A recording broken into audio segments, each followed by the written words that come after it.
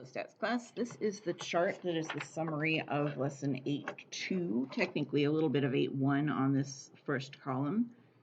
And then we'll come back to the second column later when we summarize 8.3, so we're not going to actually do the second column yet.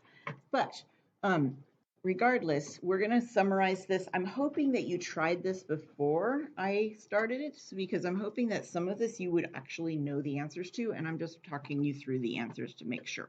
So proportions, we're using p hat to estimate p, or a sample proportion to estimate the population proportion. The state step of the 4 steps is tell what parameter p, or the other one is mu, and we're going to come back to mu in 8.3. You want to estimate, and you would name it in context. So in other words, tell what about that thing, or like, is it proportion of red beans, or is it the proportion of people who said yes to this question, or whatever it is. And then the C stands for confidence level.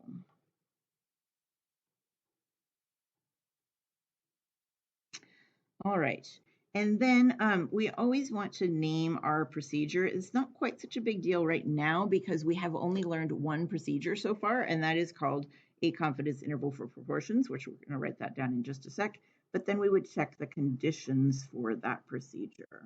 We're going to learn a lot of different procedures, and so we'll need to start naming which one it is that we're about to do.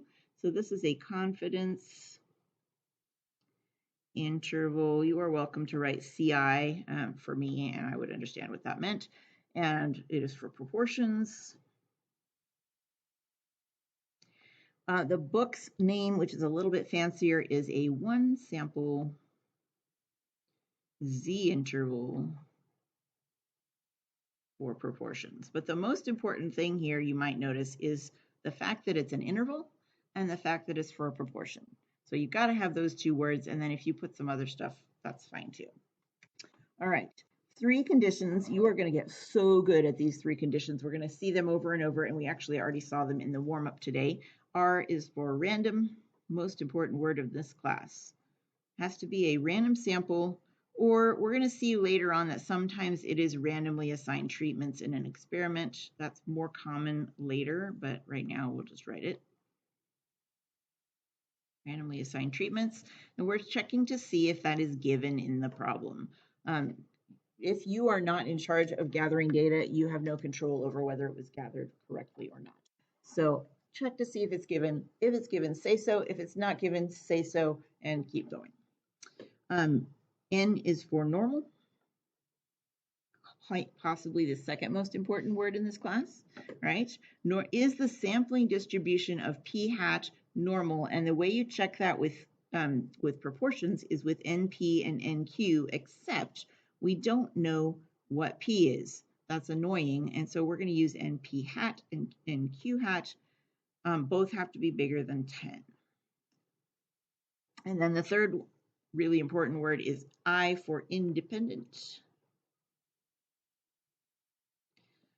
Are the trials independent? Basically, the way you check that is the 10% rule. And if we were in class again, I would ask you, what's the 10% rule? It's the 10% rule says the sample size, which is called small n, must be less than 10% of the population size, which is capital N. You can write that if you want to.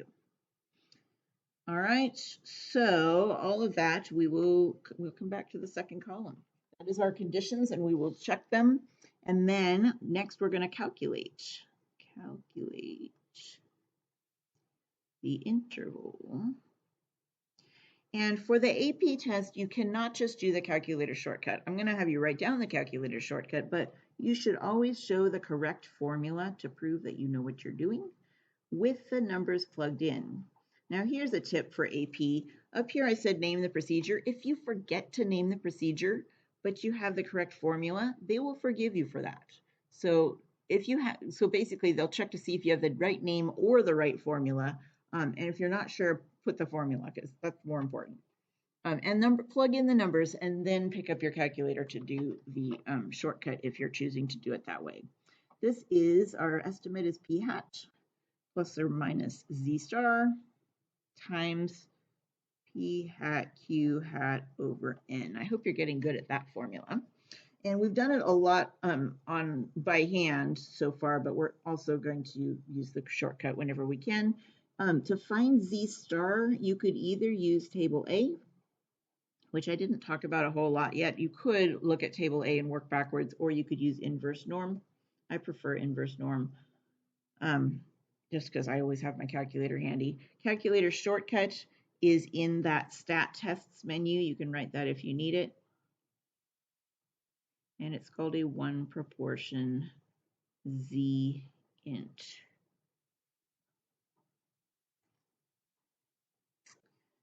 In the notes today, I'll do one more example of that if you need it. And then conclusions. You write your interpretation of the interval you just found. So there's two types of interpretations. One is the interpretation of the interval, and notice how I put that here, interpretation of the interval, and the other is the interpretation of the confidence level. Sometimes you're asked for both of those, and sometimes you're just asked for the interval interpretation. I'm going to give it to you two different ways because it depends on your opinion, which direction you'd rather go. So this would be the 95%, or I'm just going to say C% confident is the word. 90%, 99%, whatever percent they ask you for. If you're not told what C is, it's 95%. And then this is where our book does the interval first, and other books do the thing in the interval first. So if you could do it either way, really. So the true proportion of, here's where you restate your parameter with context.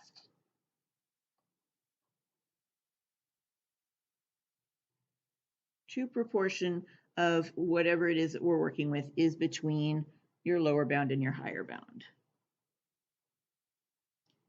And you would put those numbers into those spots. Or you could be saying we are C% confident that the interval, I actually can see why they would sometimes want to put it this way, from whatever low number and high number, you put your numbers, of course, contains or captures the true proportion of whatever your context is.